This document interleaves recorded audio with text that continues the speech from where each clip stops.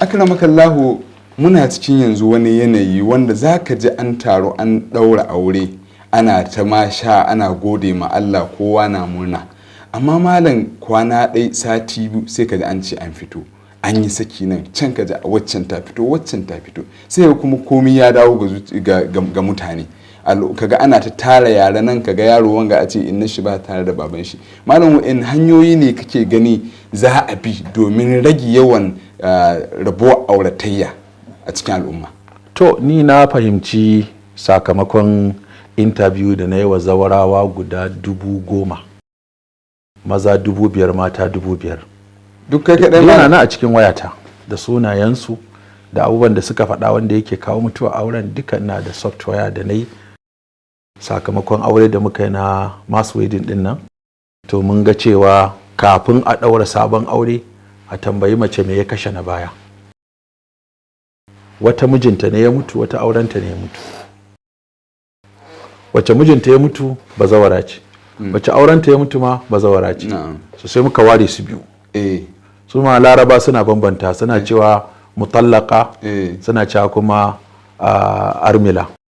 So sai muka bambanta cewa wacce aurenta ya mutu daban, su zo su yi mana bayani dalili. To wajen dalilan ne sai muka gano dalilai da dama, wasu ƙananan dalilai, wasu manya, wasu dalilai, wasu ba dalilai ba, wasu ma daga fatoyin da malamai suke bayarwa ne, kurakuran fatoyin. Misali yanzu mutum ya ce wa matarsa in kin fita a bakacin aurenki, ai mafi yawa shine sakin mu. Sosai. To da ta fitan sai a ce aure ya mutu, bayan malamai sun kasa abin biyu, akwai wanda aure yake mutu, akwai wanda baya mutuwa. To wasu matan da muka bincika sai muka ga duk irin wanda ne sa aka ce ya mutu, wanda alhali bai mutum ba bisa ga fatawa mafi inganci. Yawwa. To sannan akwai ko fatawar sakin mace tana jinin al'ada, wasu malamai sun ce ya mutu, sun ce bai mutu ba. Daga cikin manyan malaman duniya da suka ce saki cikin al'ada in aka yi shi an yi kuskure aure bai mutu ba, akwai Sheikh Muhammad bin Salih Usaimin. Na'am, wannan babban malami da na kasar Saudiya. Bayan sauran malamai da yawa su Ibn Taymiyyah suna kai, su Sheikh Albani, Muhammad Nasiruddin Albani yana kai, San'ani a cikin Subul Salam, Shaukani a cikin Nailul Autar, Sadi Hassan Khan a cikin Ar-Rawdatun Nadiya, da sauran manyan malamai duk sun tafi akan cewa in an yi an aikata haramun amma sakin yayi ko bai ba. Jamhuru suka ce yayi, wasu suka ce bai ba.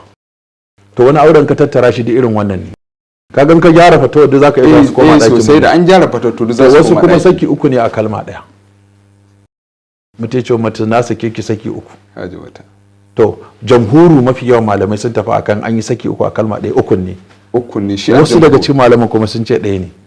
Don in mace ta zo maka ta ce dalilin da ya sa ban koma gidan mijina ba saboda ya mun saki uku ne, aka ce ukun ne. Kaga in ka ɗauko wajen fito za ka iya to yanzu ki koma ɗaya ne. To mu malam nan sai mu ɗauki wacce. Misali ina gaya maka yadda za a rage yadda sakin wani daga fatawa ne, don ka tambaya me zan ce daga fatawa aure ta mutuwa, shine ka maka misali guda uku. To sannan kuma wani za ga cewa jahilci ne, sai muka fahimci tunda akwai jahilci hanyar da za mu bi mu ware wannan matsala sai muka bi hanya guda 4. Na farko shine a dinga bincike kafin a yi aure, a bincike addinin mutum da halinsa da sana'arsa da asalinsa da lafiyarsa. Kaga an yi bincike akan guda biyar za a bincika. Sannan na biyu ya je makaranta a yi masa kwasa-kwasai akan aure. Ka gani aka ga wancan matashi ne yayi computer science, yayi digiri, yana neman aiki, in je za ce ina shaidarka.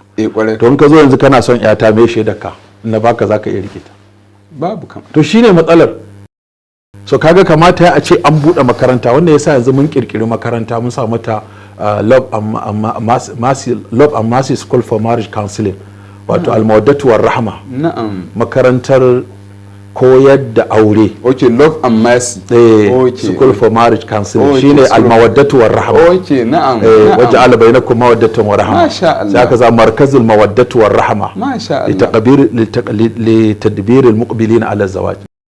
Wato makaranta ce aka kirkire ta yadda zaka shiga aji a koya maka komai, haka zaka shiga aji a yi maka course akan aure.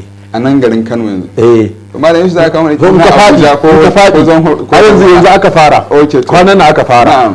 Yanzu mafiya idan mutum je neman aure sai mutum ya ce tafi makarantar malam tukunna ya baka shaida.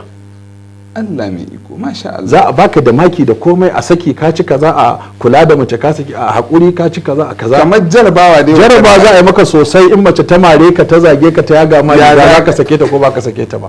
In ta ce in baban ka dan halal ne ya diga maka jinin halacci ka sake ni, za ka sake ta ko ba ka sake ta ba. Akwai makin ci, akwai makin faɗo. Masha Allah. To mana wata rana za mu kama ziyara ga makaranta. Insha Allah. Ya kamata ku zo ido insha Allah. Bari idan ku abin. Idan wannan kan ba karamin ci gaba bane sosai, musamman aka samu. Kuma muna ta kira za mu bubbuɗe rassan wannan makaranta a yankuna daban-daban. Masha Allah. Ko kuna son mu buɗe muku reshe, kuna iya zuwa mu zauna sai buɗe reshe mu bada tsarin, muna monitoring yadda za a yi abin. Lalle kan malam sosai muna maraba. Yawwa, to kuka buɗe wannan don mai neman aure. Ila Zamfara, kaga daga Kano sai a yi Zamfara. Sosai da Kano a yi Zamfara, a yi Sokoto, a Jago, Abuja. Sosai insha Allah.